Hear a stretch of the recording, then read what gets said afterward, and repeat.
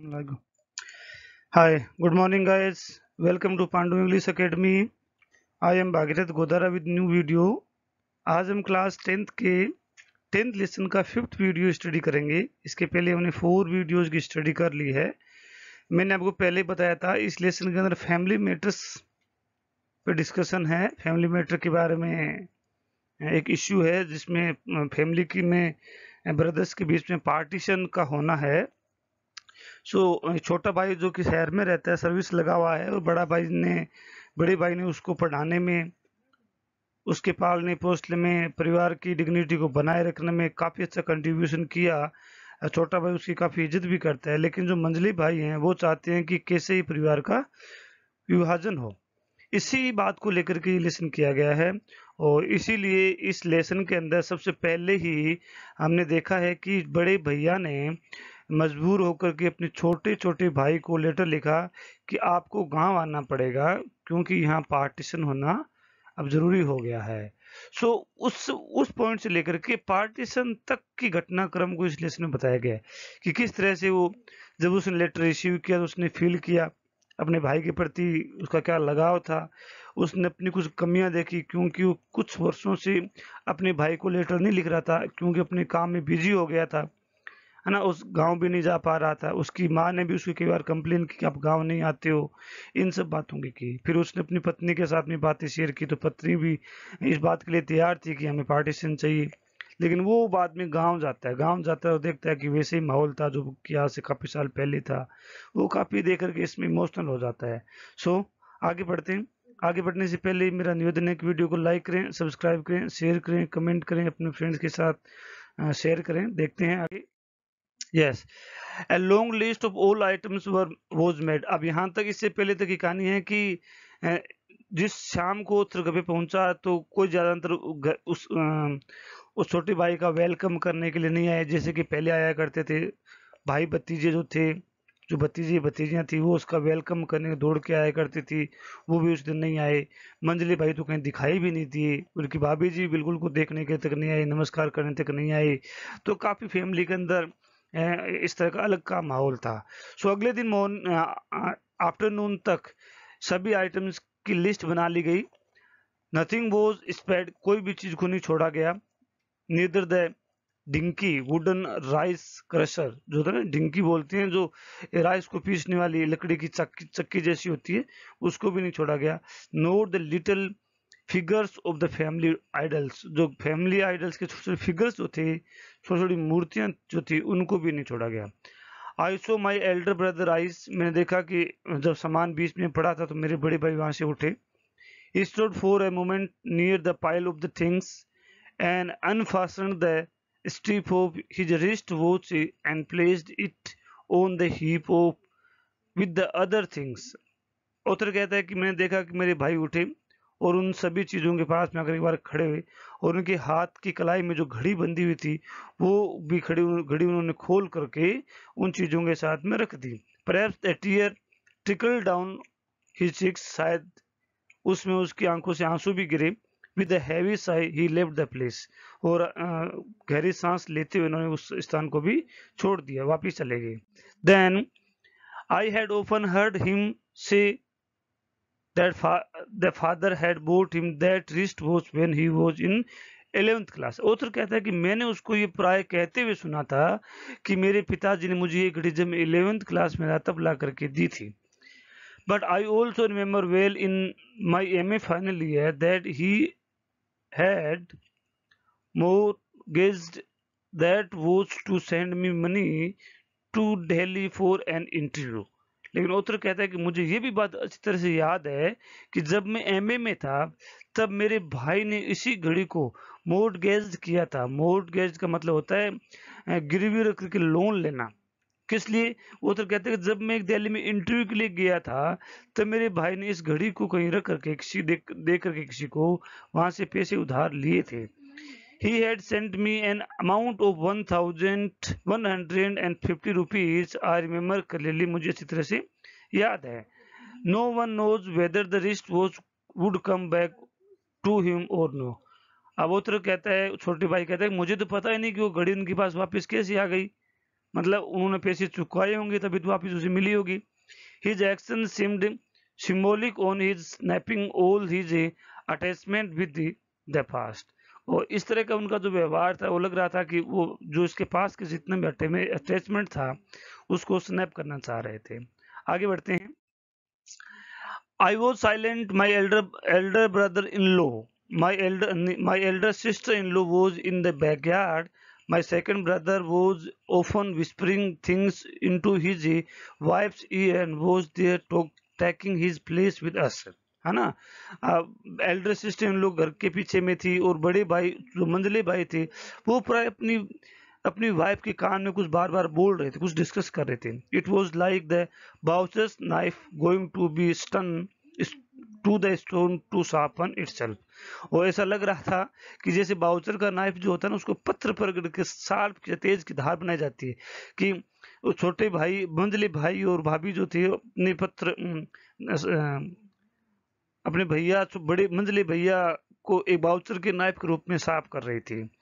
The Elder brother was काम and compose. जो बड़े भाई थे वो बिल्कुल शांत थे, कंपोज थे। Like a perfect gentleman he was looking at the proceedings disappointedly. बड़े भाई जो थे प्रोसीडिंग्स को डिसअपॉइंटेडली देख रहे थे, मतलब घटनाक्रम जो हो रहा था उसे आराम से वो देख रहे थे। Exactly as he had done on the day of the scared thread ceremony of his son on the day of my marriage। वैसे ही जैसे मेरे शादी के दिन और अपने लड़के किसके बड़े भाई के लड़की के दिन जब सैक्रेड थ्रेड सेरेमनी का मतलब होता जनेऊ धारण करने की जो अवसर था उसमें वो थे, है ना। उसी तरह से आज भी बिहेव कर रहे थे, बिल्कुल साइलेंट थे। It was the same preoccupied and grave manner and attending sincerely to his duty। Means आज भी वो अपनी प्री ऑक्यूपाइड ग्रेव मैन बिल्कुल शांत स्वभाव से, है ना, सिंसियरली अपनी ड्यूटी को अटेंड कर रहे थे। while discussing anything with second brother he had that same calm and composed voice। जब भी वो अपने मंझले भाई के साथ डिस्कस कर रहे थे करते तो वो भी बिल्कुल वैसे ही कंपोज थे, बिल्कुल भी एंगरीनेस शो करना, क्रोध शो करना ऐसा कुछ नहीं था। Not a sign of disgust and regret. बिल्कुल भी डिस्गस्ट, निराशा और पश्चाताप की भावना नहीं थी।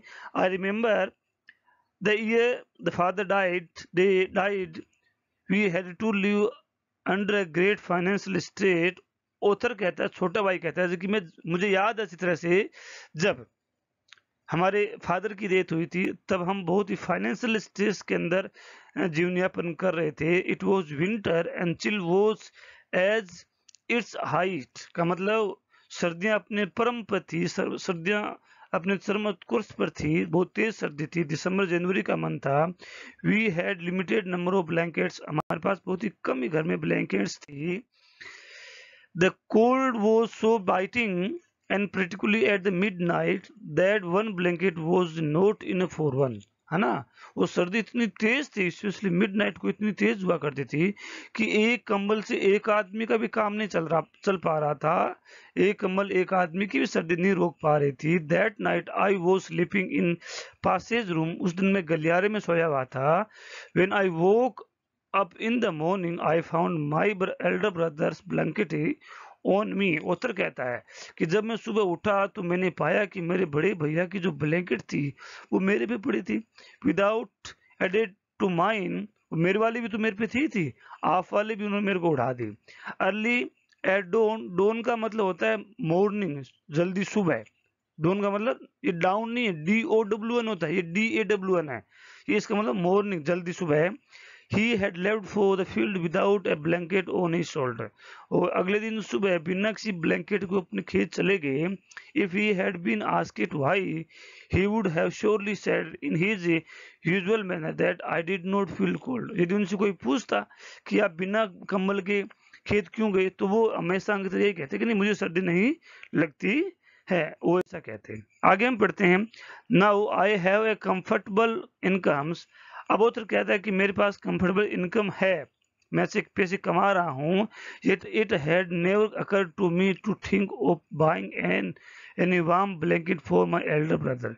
अब मेरे पास पैसे हैं, लेकिन मैंने कभी भी मेरे भाई के लिए एक अच्छी ब्लैंकेट खरीदने के बारे में सोचा भी नहीं। He is still satisfied and happy with that old tattered blanket. मेरे बड़े भाई अभी भी उस पुरानी, tattered means फटी पुरानी ब्लैंकेट से अपना काम चलाते हैं, उसी में सेटिस्फाई हैं, खुश हैं। That he had covered me with once, जिसने मुझे कवर्ड किया था। The same blanket was before me, वही ब्लैंकेट हमारे सामने पड़ी थी, with all the other things, और अन्य सामान के साथ में। I shivered with cold my own in gratitude, है ना। ऑथर कहता है कि ये सब चीजें देख करके मैं कंप कपा गया। माई ओवन इन ग्रेटिट्यूड, मैंने कोई खास कार्य नहीं किया। इन ग्रेटिट्यूड था ना, कृतज्ञ नहीं था वो, जैसा बड़े भाई ने उसको हेल्प की शायद उसने नहीं की होगी।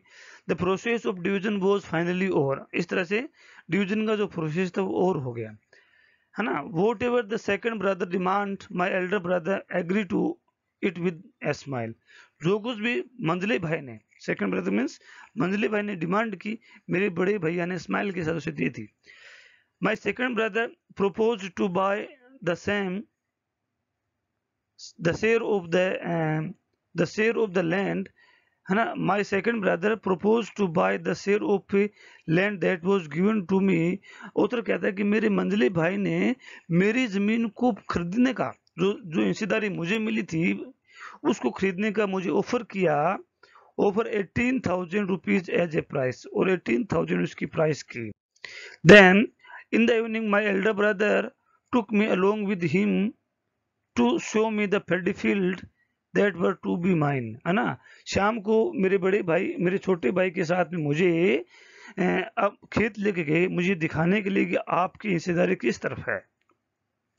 आई क्वाइटली फॉलोड, मैंने शांतिपूर्वक उसका अनुसरण किया, उसके पीछे पीछे चला।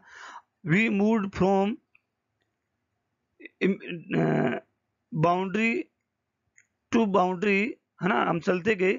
Everywhere I could feel the imprint of his feet, his calm and his fingers. Once the bottom of the paddy field sparkled pulse of my elder brother's feet. Author कहता है कि on the bottom of the paddy fields, खेत के धरातल पर मेरे भाई की पसीने की बूंदें चमक रही थी। He had showing me the field as a father would introduce a stranger to the family reduce। वो कहता है कि मेरे बड़े भाई ने मुझे खेत से इंट्रोड्यूस करवाया,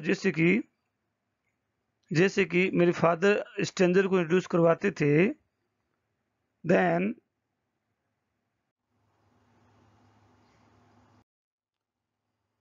यस, आगे हम पढ़ते हैं। In the morning I was to leave for Bhubaneswar. उत्तर कहता है कि डिवीजन हो गया, बड़े भैया ने मुझे खेत दिखा दिया, सब कुछ कर दिया, मुझे बता दिया। अगले दिन सुबह जब मैं भुवनेश्वर के रवाना होने वाला था, I had no courage to meet my elder brother. उत्तर कहता है कि मुझे मेरे बड़े भाई से मिलने का साहस नहीं था। Before leaving for the bus stop I had handed over the same slip of paper to my elder sister in law which had the detail about my share. सुबह ऑथर कहता है कि मेरे रवाना होने से पहले जो भी मेरे शेयर की जो लिस्ट बनी हुई थी वो मैंने मेरी सिस्टर इन लॉ को, ब्रदर जो एल्डर सिस्टर इन लॉ थी, उसकी भाभी थी, उसको सौंप दी। Writing on the blank side of the slip I had asked her to deliver it to my elder brother and stealthily slipped out of the house. Author कहता है कि मैंने मेरी भाभी को कहा कि आप उसे मेरे भैया को दोगे, और ये कहते हुए मैं चुपके से वहां से निकल गया, बिना कुछ कहे वहां से निकल गया। आगे देखते हैं। आई हैड रिटन, ऑथर ने क्या लिखा, ब्रदर जिसने लिखा, ये उसकी उस लेटर के अंदर जो लिखा हुआ था वो कंटेंट दिया है ना। What shall I do with the land, you are my land from where I could harvest everything in life. Author कहता है कि मैं जमीन से क्या करूंगा, है ना। मेरी तो जमीन आप है, जिससे मैंने सब कुछ हार्वेस्ट किया मेरी लाइफ के लिए। मतलब जीवन, लैंड से आदमी अपना जीवन यापन करता है, उसमें हार्वेस्टिंग करता है, फसल लेता है। लेकिन ऑथर तो कहता है कि मेरी जो फसल है, जो मैं यूज कर रहा हूँ, जो मैं अर्निंग कर रहा हूँ, उसका मैं आपसे हुआ हूँ, उसकी उत्पादन तो आपसे हुआ है, तो आप ही मेरी लैंड है। I need nothing accept you. मुझे कुछ भी नहीं चाहिए, सिर्फ आपकी जरूरत है। एक्सेप्ट दिस, इसे स्वीकार कर लीजिए प्लीज। इफ यू डिनाई, यदि आप इनकार कर देंगे, I shall never show my face to you again. Author कहता है कि यदि आप इनकार कर देते हैं तो मैं मेरा चेहरा आपको कभी नहीं दिखा पाऊंगा। बाबुल इसका राइटर है, ये इसने लिखा। आई थिंक लेसन आपको अच्छा लगा होगा। यदि वीडियो अच्छा लगा हो तो लाइक करें, सब्सक्राइब करें, शेयर करें, कमेंट करें, अपने फ्रेंड्स के बीच में, फ्रेंड्स को फॉलो करें, उनके बीच में शेयर भी करें। और मेरे इस चैनल्स पर क्लास 6 से लेकर 12 तक के SST और इंग्लिश के सभी लेसन्स, ग्रामर, कंपोजिशन की वीडियो आपको मिलेंगे। Thanks for watching. हैव